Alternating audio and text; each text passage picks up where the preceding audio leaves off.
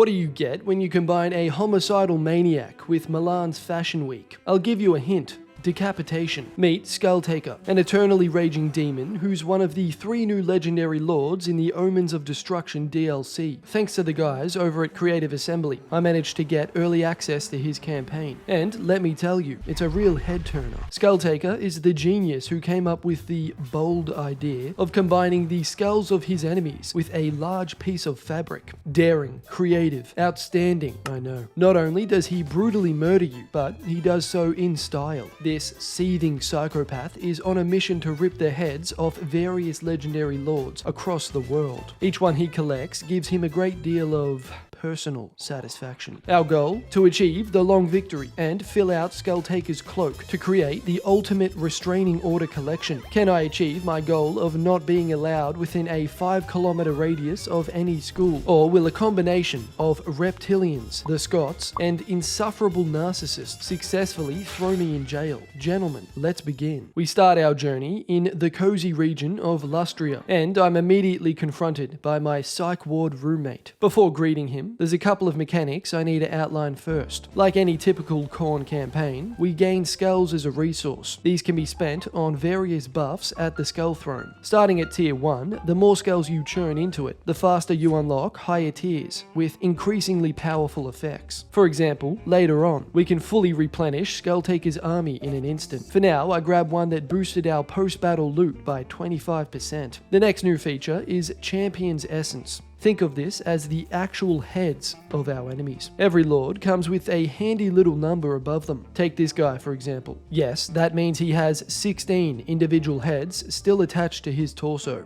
Quite the sight. The tougher the enemy, the more heads they have to claim. But wins. What do you do with these heads once you've got them? Well, little Johnny, we haven't unlocked that part yet, so sit down and shut up. Before our first fight, there was one crucial task, naming our raging Blood Reaper. It needed to be something truly terrifying, something that would strike fear into the hearts of our enemies. So, I called him Nigel. With that out of the way, it was time for our first battle. We were up against some pretty scary looking guys. Luckily for us, we're literally the spawn of Satan. The bulk of Skulltaker's army consists of bloodletters. They're cheap to maintain thanks to a 15% upkeep reduction from our faction effects, and they're perfect for distracting the enemy while my monster cav and chariots slam into their back line. This was also the perfect time to test Skulltaker himself. His entire ethos can be summarized in the words, 1v1 me, bro. To emphasize this, we're given the ability to incapacitate an enemy lord once per battle, making them unable to run away from our blood-infused psychopath. As you can imagine,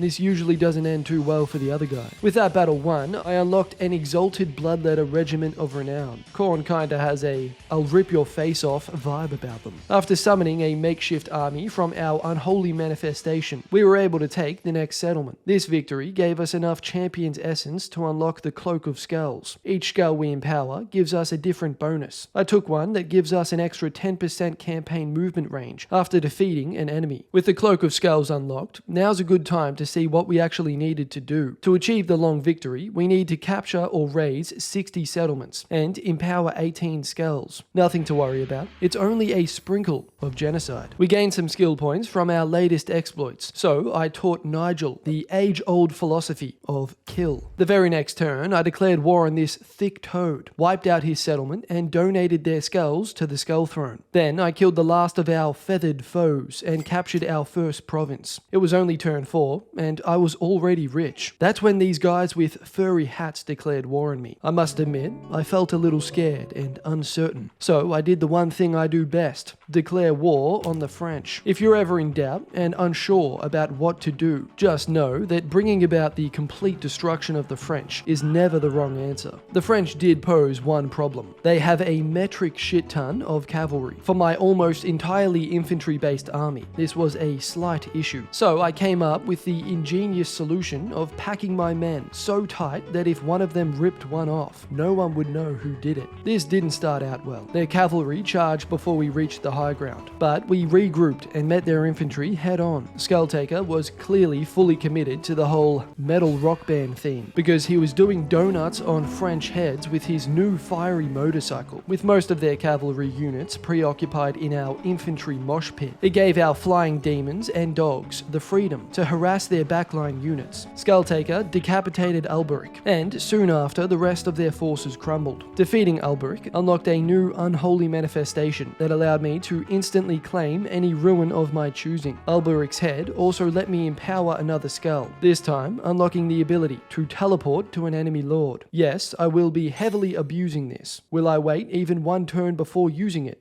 No. I teleported to the next French lord and massacred her. Any day that starts with 2 fewer French people is a good day. I also grabbed yet another ability from the Skull Throne. By turn 12, my anti-French regime was complete. Wiping them off the map was just the first step towards the long victory, because to get there, you first needed to achieve the short victory. Doing so will reward us with the Chainsword, which I'm sure is completely harmless. So far, I've empowered 4 of the 9 skulls and captured 8 settlements. Next on the menu, an all-you-can-eat bald man buffet. For this feast, I sent our fresh recruits to hold the front line. This consisted of some visually impaired rams and some leftover cans of tuna. Now, you might think you're taking on 3 whole armies. This is going to be tough. Skulltaker has a different point of view. To him, this is just an opportunity to take 3 skulls in a single battle. With the bulk of their infantry tied down, I sent in various beasts and blood shrines to really stick it in their rear. Our faction comes with this really neat ability, the Horn of Khorne. Yes, that rhymes. But it also boosts our melee attack for all of our troops within an area, allowing my men to drench themselves in blood even quicker. I sent my blood shrine charging through their entire front line. What's cool about this chariot is that it does a backflip right before it kills you. By this point, Skulltaker had made all of their lords rout, and I sent Nigel to finish them off. Thanks to our blood crushers of Khorne and chariots, most of their troops were forced into a very short-lived career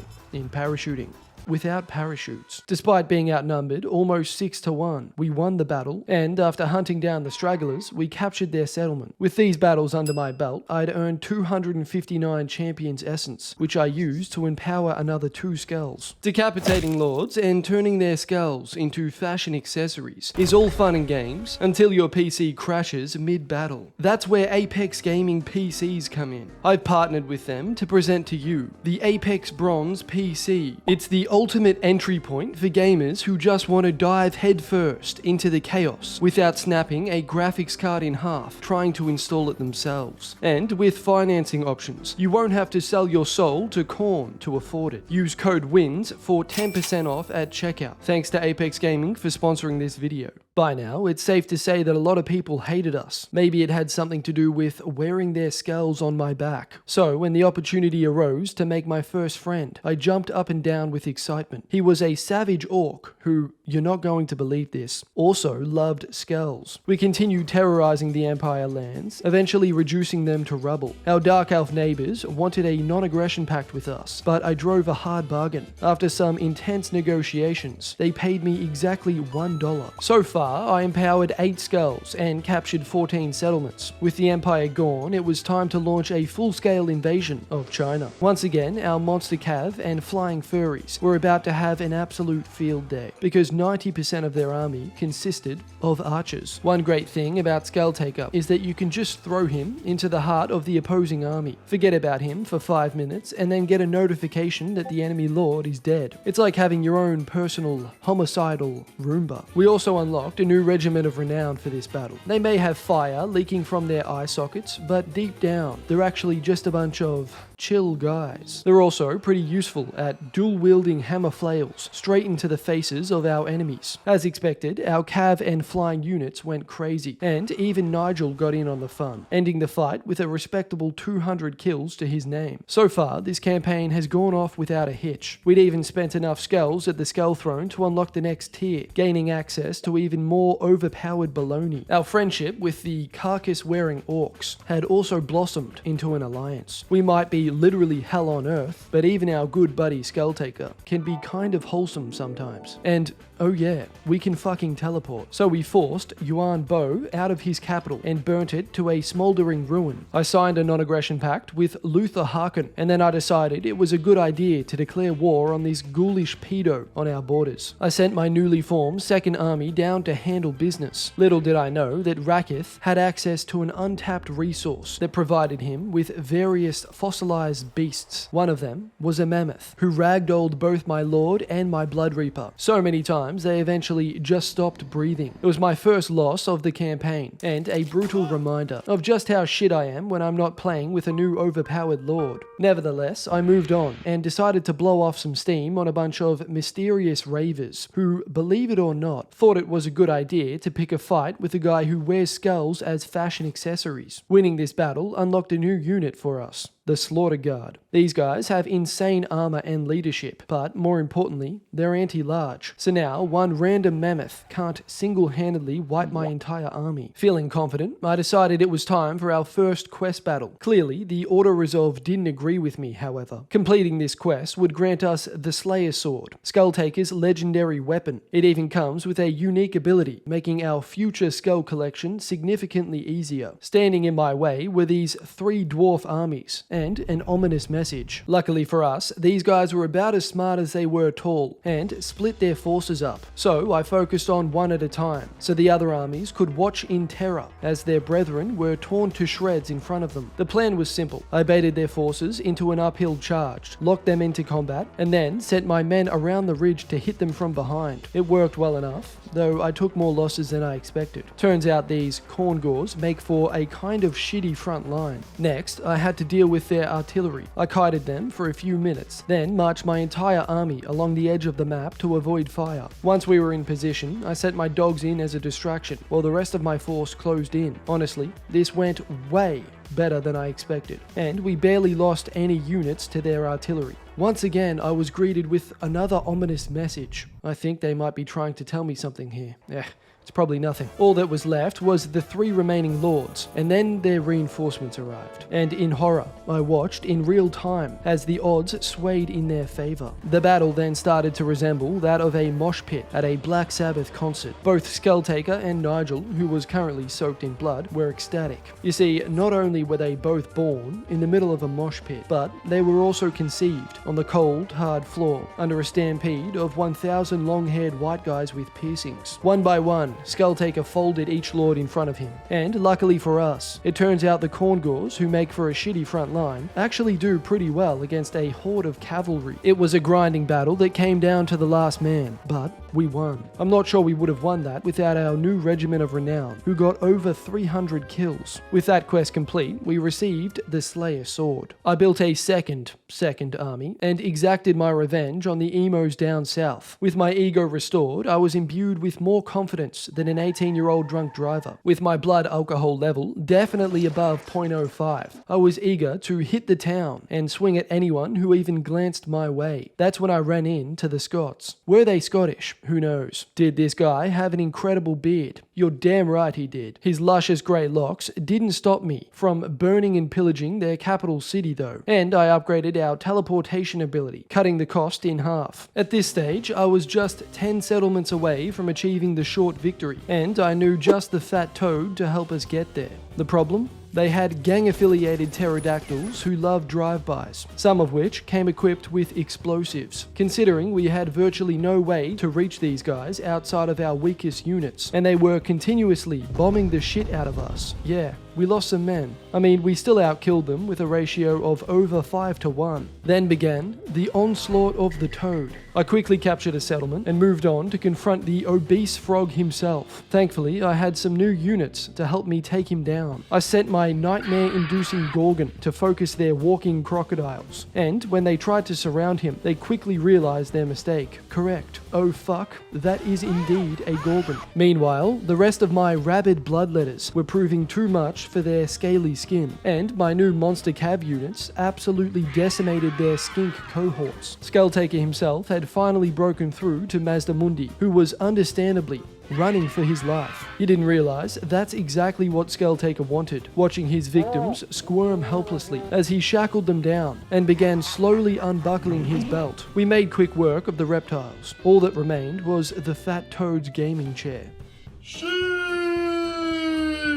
I donated some lizard skulls to the Skull Throne and unlocked some powerful new units, which will definitely help fuel Skulltaker's necrophilia hobby. With the main man out of the way, I turned my attention towards their capital, which was defended by an army. If there's one thing I hate in this life, it's these defense towers. Everyone else gets arrows. What do the lizards get? Fucking laser beams. I sent my Bloodthirster in for some anger management classes. The schedule for today was smash rooms, filled with helpless skinks. We also had this new ability that let me summon a unit of bloodletters in the middle of their aquatic hunting pack. Now, the good thing about our Bloodthirster is that he's so strong you can just forget about him. The bad thing is that he's so strong you just forget about him. Apparently, he'd been taking on half their army and got shot a few hundred times in the process, leaving him with just 28 health. A goner for sure, right?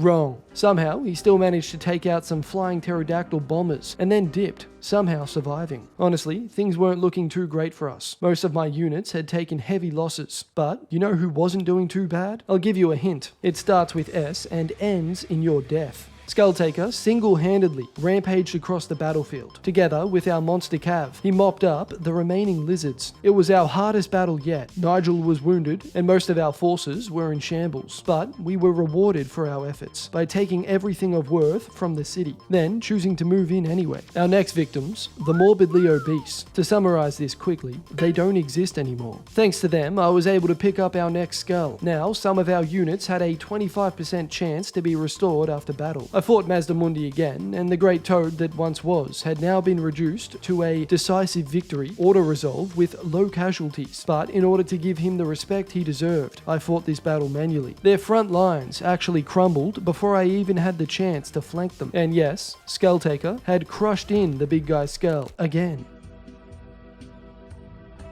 This left the reptilians one more settlement. They stood outside and flexed their lats to look more intimidating. This would have worked if I had even a shred of self-preservation. I don't. And to help me hunt them down, I got my very own hunting dog, Karanak. He's a sweetheart, and trust me, he won't bite. Our economy was booming. It turns out taking anything you want is kind of profitable. I also researched a technology that reduced upkeep by 8%. By turn 45, my tiny little hatchlings climbed into another settlement, and we achieved the short victory and claimed the chainsword. With 30 out of 60 settlements captured and 7 skulls left to empower, what better way to make progress than by committing a full-scale, see what I did there, genocide? I crushed the lizards, stat-maxed, and finally auto-resolved Mazdamundi out of existence, once and for all. Now, his skull plus many others will improve my melee defense by +1. It was time to really put Skulltaker to the test, so I declared war on the Queen of Simps herself, Marathi, who was currently the second strongest faction in the game. And this turned out to be a pretty good decision, as I immediately tore through her lands. The first real resistance came at the Petrified Forest. I'll admit, I was a bit nervous. They had a giant tentacle monstrosity with multiple flesh-eating heads. Then I remembered I have a Gorgon. And unlike all the hentai you watch, this time it was the tentacle creature getting abused. By this point, my monster Cav had swarmed their back line and trampled them to death. I destroyed the scared little forest, and I continued my anti-goth regime. My pet dog had officially gone fully rabid and contracted rabies. Now, eating flesh actually regenerated him. My crusade against the Goths was going incredibly well. I even raised their capital to add insult to injury. The war came to a head at Anaheim, where I took on 2 armies and their garrison. In a combination of my flesh-eating hellhound, a flying demon, and a mechanoid soul grinder, we destroyed their first army before their reinforcements even made it to the battle. When they finally showed up, we spawn trapped them, and our blood shrine ripped through the Dark Elves like a red sleigh on Christmas morning. I think the odds really started to sway in our favor when Nigel arrived. They could handle a man who wears skulls for a living. They could handle a Gorgon. But a guy called Nigel. Now you ask too much. We won, and we'd actually gotten a heroic victory. Oh, fuck yeah, this is the shit! The fact that Skulltaker seems to actually not be capable of losing health makes me feel both astonished and aroused. Fresh off this heroic victory, I immediately auto-resolved a Pyrrhic victory with high casualties on the survivors. Why? Because I'd unlocked the third tier of the Skull Throne. Using the Wordless Edict, I instantly replenished Skulltaker's army and marched on to wipe out another settlement. My efforts had knocked Morathi back from the second strongest faction to the 25th. And after harassing her like a priest to an altar boy, I only needed another 10 settlements and 5 skulls to achieve the long victory. It was finally time to take Morathi's head and sell it on eBay for 5 times market value to worshipping simps. As you can imagine, raging bulls with great axes do an impeccable job at severing limbs. The same could be said for my chariots, ripping apart their helpless archers. Morathi herself didn't last long. I'm not sure how Morathi's faction was rated so highly, because we took out her main army, plus reinforcements, and wiped them out, while only losing 38 men. With Morathi defeated, I found myself plunged into yet another reptilian conflict, only this one was actually in shape. Little did he know that I could teleport death straight to his doorstep. Only what I think was a glitch prevented me from teleporting directly to Gorok himself. After all, I am playing an early access version. So I settled for their other army and swiftly took them out. Meanwhile, Tyrion decided it was a great time to declare war on me. The ethereal high elves and the death-worshipping Khorne don't get along. Shocker. On the bright side, I had finally finished teaching my doggo how to kill, and just in time, because we'd cornered Gorok. Like I was stuck in some fever dream. Once again, I found myself fighting talking lizards on the exact same map, but this time, things would be different, because I had beefed up my army with, well, beef. Initially, I thought this battle would be tough. I'd done a video with Gorok where he single-handedly tanked entire armies. But within minutes, Skulltaker had him begging for mercy, bitch-slapping him like a pissed-off pimp. It was at this moment when I fully realized just how insanely overpowered Skulltaker was. In the span of 10 turns, he'd taken out both Morathi and Gorok, barely breaking a sweat. Now, all we needed was 4 more settlements and 2 more skulls. As we gained land on Gorok, we lost territory to the High Elves. Even Morathi tried her hand at attacking us. Please, can we all just laugh at Morathi for a second? With my second definitive edition of Genocide Against Reptilians, I captured all 60 settlements required for the long victory. All that remained was to add 2 more skulls to Skulltaker's cloak. I kept farming lizard skulls and managed to use Fury's Flight to replenish an army's movement range, letting me scrape together just enough essence to empower another skull. All that was left was the final addition to our necrotic art project. And with Tyrion ripping me a new one, I knew just where to get it. Before embarking on our final battle, I recruited the new Tier 5 addition to Khorne's roster. What is it? A hulking ball of muscle that's definitely on the sex offenders list in at least 5 countries. Gentlemen, allow me to introduce the Slaughter Brew. With these bad boys recruited, it was time to give Tyrion one hell of a surprise, in the form of giant, sex-offending balls of muscle, airshipped from halfway across the world. High Elves usually make for a formidable opponent, but when you have raging slaughter brutes, gorgons and bloodthirsters, they tend to die pretty quickly. They brought a bunch of white lions. How's that saying go? Never bring a cat to a tentacle demon fight. There was one unit that I was slightly concerned about, their moon dragon. But with the help of pure violence on wings, the dragon suddenly had a change of heart and decided to pivot to a different career, one with less hell. Tyrion himself wasn't doing too much better, and got piled on by various abominations from the underworld. He tried to run away, but our serial killer protagonist chained him down. Your little pussy belongs to me. And abused him in every conceivable way. Then came their reinforcements. In what was the shortest the cavalry has arrived moment in history, our heaping tentacle monsters bulldozed over every single unit in their way, while the rest of our mutated atrocities had their way with some fresh high elf meat. In an instant, it was over, and I was left wondering, is this what peace feels like? At long last, our goal of creating hell on earth had been achieved. Now, Skulltaker and the boys could finally do what they wanted to all along. Stand in the center of the Wall of Death at the next Black Sabbath concert. And that marks the end of yet another video, boys. Come and join the Discord, and a big thank you to my Patreon members. Your support means the world. That's all for this one. I'll see you in the next.